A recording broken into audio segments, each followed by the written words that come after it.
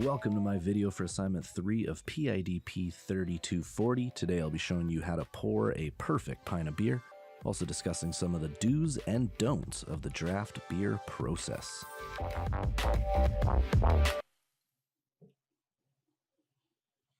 Hey guys, my name is Tyler Portelance. Today I'm here at Wheelhouse Brewing in Prince Rupert, British Columbia, and I'm going to be showing you how to pour the perfect pint of beer.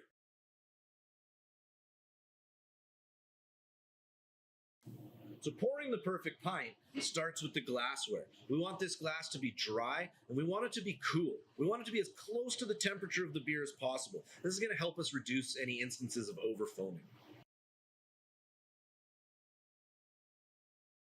The head is formed by bubbles of carbon dioxide rising to the surface and being held together with surface tension. The thickness of the head depends on the particular beer and the shape and cleanliness of the glass. As oils in a glass, even tiny amounts of skin oil will quickly dissipate the foam on a head.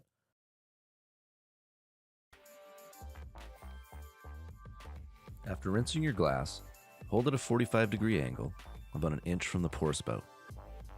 When you open the tap, be sure to open it all the way. Under opening obstructs the flow of beer, and you get this. Continue holding the glass at 45 degrees until the beer is close to touching the lip. Straighten the glass, turn the tap off.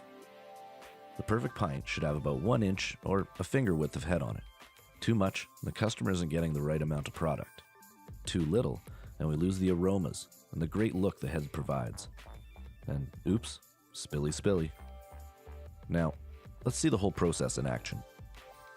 Grab your glass, rinse, remember the 45-degree angle, 1 inch away from the tap, open, pour your beer, straighten, turn the tap off, place the beer.